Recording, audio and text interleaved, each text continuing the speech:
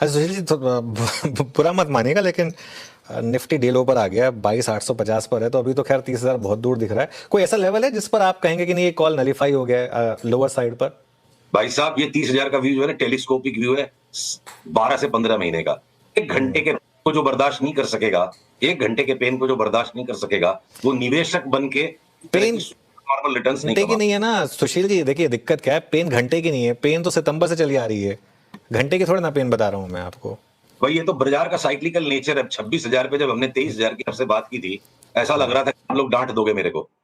मतलब उस वक्त इतनी कड़वी लग रही थी वो बात। अब हम आ चुके हैं वहां पे, तो इस पेन को थोड़ा सा बर्दाश्त कीजिए। अगले वीक तक कलर बदल सकता है, जब बदलेगा तब हम बात करेंगे, एम्फसाइज तब करेंगे। मैं आज ये जताने आया हूं कि जब इतना झेल चुके हैं, देखिए ये शब्द आपको हो सकता है किसी को लगे इररिस्पॉन्सिबल है, किसी को लगे बहुत अग्रेसिव है, पर जो दिख रहा है वही मेरा बोलना, मेरा धर्म है।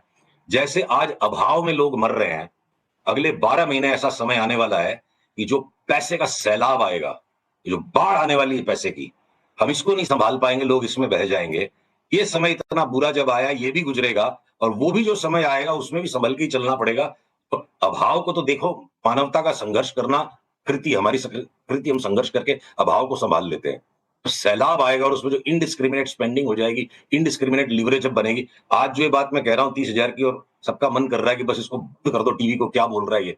30,000 पे जब मैं बोलूंगा कि मार्केट गिर जाएगा वहां से, वहां पे भी कोई बिलीव नहीं करेगा। तो ह्यूमन नेचर है, ह्यूमन नेचर है, मतलब क्रॉस द बोर्ड। अब मैं आपको बताऊं, स्टील स्टॉक्स, जो स्टील पे बात नहीं हो पाई, स्टील पे भी हमने आपसे 10-15 दिन पहले बोला जिंदल के नाम अब हम नहीं लेंगे। अब जेएसडब्ल्यू एनर्जी और जिंदल स्टेनलेस में भी ऐसे पैटर्न्स बन गए। बस हम ट्रिगर के वेट में, अगले मंगलवार तक हो सकता है पूरे बाजार का कलर चेंज हो जाए। अगले मंगलवार को आप मेरे को पूछोगे नहीं कि तेजी है कि नहीं, आप यही पूछोगे क्या लेना है, मेरे को ऐसा लग रहा है। देखते हैं अगले मंगलवार क्या होता है। तो जेएसडब्ल्यू एनर्जी और जिंदल स्टेनलेस में भी वो पैटर्न रेडी हो गया कि यहां से डबल हो जाए।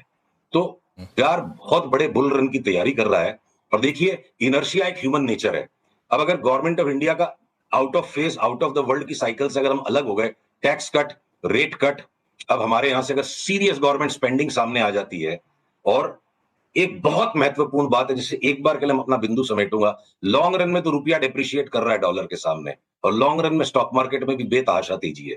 पर ये बेतहाशा तेजी जो लॉन्ग रन में आ रही है, अगर मार्केट टाइमिंग का लाभ लेना है, तो 70 to 80% रिटर्न स्टॉक मार्केट की उन 4-5 महीनों में आती है, साल डेढ़ साल में, उन 4-5 महीनों में आती है जब हमारा रुपया बेतहाशा मजबूत होता है, डॉलर का करेक्शन होता है। किसी को पता भी नहीं चला, बात भी नहीं उठी, इतना हम परेशान हो चुके हैं शेयर बाजार से। लास्ट 7-8 दिन में रुपया कितना स्ट्रांग हो गया।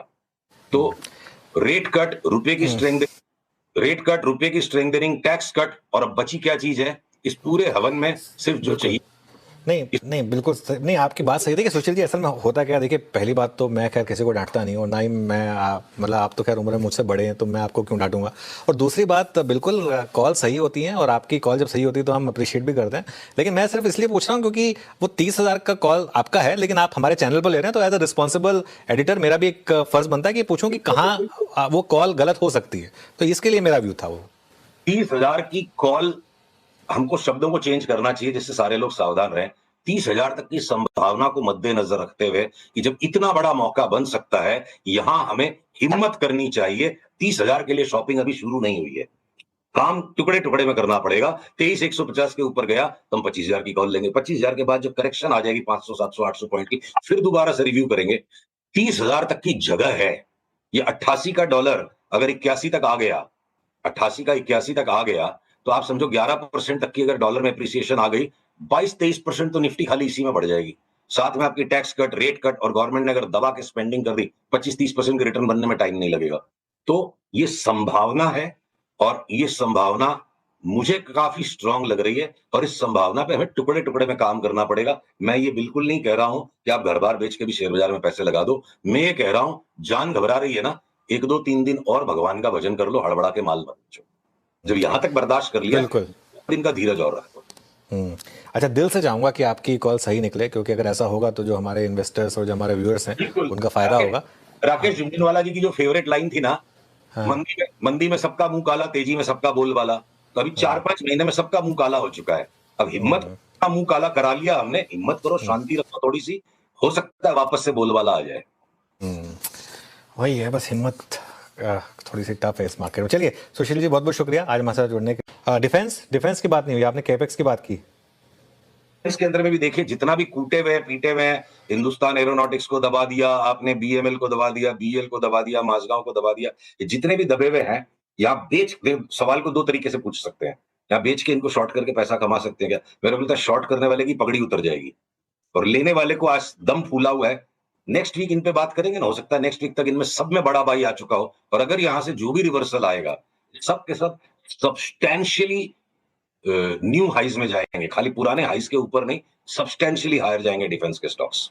और मैं साथ में जोड़ दूं, जितने भी पीएसयू के स्टॉक्स हैं, एक भी मैं पीएसयू का स्टॉक खोज नहीं पाया जिसमें मेरे को यहां से 10-12% का बेच के कमाने का चांस हो। कोल इंडिया, ओएनजीसी, एनटीपीसी, पीएफसी, ये जितने भी एनर्जी के स्टॉक्स हैं, बल्कि ये गैस के स्टॉक्स, अपनी बात हुई थी एक टाइम पे 35%, 40% महानगर गैस गिर जाएगा, बड़ा सबने मुंह बनाया था, मतलब ट्विटर पे हमने बहुत सारी डांट डपट सुनी लोगों की। गैस के सारे स्टॉक्स न्यू हाई पे भागने के लिए तैयार है, पता नहीं क्या आने वाला है। और उसमें सबसे बेस्ट पैटर्न इंद्रप्रस्थ गैस का है, परेशान करते करते गुजरात गैस भी एक नए हाई पे चला जाएगा। तो गैस के stocks HPCL, BPCL, ONGC, IOL, Coal India limited, NTPC, PFC भागेगा। और कुछ पॉकेट्स पे आते हैं हम, थोड़ा हेल्थ केयर पे आते हैं, फार्मा पे आते हैं। बहुत प्राइस डैमेज हुआ सुशील जी यहाँ पे, और चाहे फार्मा हो चाहे हेल्थ केयर हो। अपोलो को देखिए, आप डायग्नोस्टिक स्पेस को देखिए, यहाँ पे कोई आपको रिवर्सल लग रहा है, मतलब इतने बड़े प्राइस डैमेज के बाद? ये जो अपोलो, मेट्रोपोलिस हेल्थ केयर, लाल पैथ केयर, जिनको हम बड़ी ही मतलब घुटन की नजर से इन चार्ट्स को देख रहे थे लास्ट 5-6 महीने में, इन सबके बॉटम तकरीबन बन चुके हैं। 30-40%, 50% तक की उछाल ये छोटे वाले हेल्थ केयर के स्पेस में नामों में बिल्कुल संभव है। मैं तो बल्कि ये कहूंगा कि जिस बायोकॉन पे भी हमने टेक प्रॉफिट का ऐलान कर दिया था, वो बायोकॉन भी अगर कोई कारण से मुझे 300 में मिल गया तो दबोच लेने का वापस 500, 550 के लिए। लॉरस लैब्स, जिसमें थोड़ी सी थकावट आ गई थी, वो चार्ट भी तंदुरुस्त और तैयार हो गई है वापस से छलांग मारने के लिए। तो शिल्पा मेडिकेयर भी छलांग मार दे। डॉक्टर रेड्डीज और सन फार्मा, जिसपे अब हमारा लॉन्ग टर्म आउट परफॉर्मेंस का अंडर परफॉर्मेंस का कॉल है, निफ्टी 30% बढ़े तो ये दोनों भी 20-20%, तो ये भी बढ़ जाएंगे। तो फार्मा में भी कोई भी बेच के कमाने जैसा स्टॉक नहीं है, लेके ही कमा पाएंगे हम फार्मा में। ओके, बजट के बाद बहुत लोगों ने कहा था कि केपेक्स और डिफेंस स्टॉक्स यहाँ पर शायद आपको गिरावट देखने को मिलेगी, कुछ हद तक हमने देखी भी थी। यहाँ पर अब कुछ बॉटम फिशिंग का इरादा है क्या, और स्टॉक स्पेसिफिक कहाँ वो अच्छे लगेंगे? अनुज, ये जो निफ्टी का डबल बॉटम बना और फिर डबल बॉटम के भी थोड़ा नीचे रिस गया, पहले 1000 पॉइंट बढ़ने के बाद निफ्टी ने जो धोखा दे दिया, तो बच्चे खुचे भी जो थे ना, जो रूस से हुए फूफा, बोले कि अभी हम शादी की बारात में शामिल नहीं होंगे, अब इनका भी मूड बन गया। फिर वो लगता है कमिंस, एबीबी, सीमेंस की जो चार्ट है, काश मैं आपको दिखा पाता इतनी सारी चार्ट्स, संक्षिप्त शो है ये, 10 मिनट में इतनी सारी चार्ट्स नहीं दिखा सकते। ये सारे सब्सटेंशियली न्यू हाइस की तरफ भागने के लिए सारी चार्ट्स रेडी है। नेक्स्ट वीक तक जब हम आएंगे, इनको ऊंचा बंद होने दीजिए, 3-4 दिन इनको ऊपर चलने दीजिए, उसके बाद इनमें ट्रिगर आएंगे। कमिंस, एबीबी, सीमेंस, सब के सब रेडी हैं for substantially larger highs. In fact Larsen and Toubro पे भी बजट वाले दिन, अनुज, मैंने बोला ना, यहां अभी हम नहीं लेंगे बजट की स्पीच को सुनने के पहले, कि अगर मिलेगा तो नीचे 3100-3200 में लेंगे। और लार्सन एंड टूब्रो भी तैयार है कि मेरे को ले लो, मैं 4500 हो जाऊंगा। ट्रिगर आने दीजिए, पैटर्न रेडी हो गया, सेटअप रेडी है, एंट्री नहीं बनी है। अब तो लार्सन एंड टूब्रो जैसा भी मूव लाई हुई चार्ट कि मैं चलने के मूड में नहीं हूं, उसका भी मतलब अंत आ गया है।